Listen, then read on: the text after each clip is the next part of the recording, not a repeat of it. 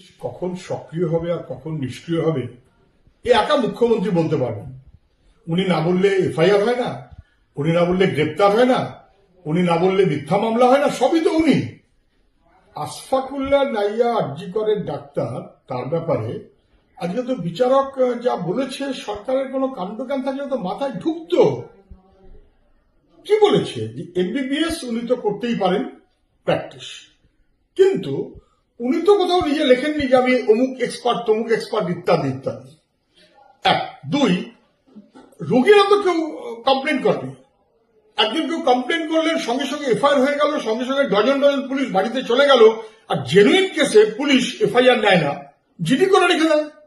তাহলে মুখ্যমন্ত্রী অথবা তৃণমূলের পছন্দ হলে কেস হবে এবং তখন তাকে দুমড়ে দেওয়া হবে। আর মুখ্যমন্ত্রী যদি পছন্দ না হয় বা তৃণমূলের যদি পছন্দ না হয়, তাহলে জেনুইন কেস হলেও সেটা এফআইআর নেওয়া হবে না, তৃণমূলের নেতাদের জিজ্ঞাসা করে পরামর্শ নেওয়া হবে।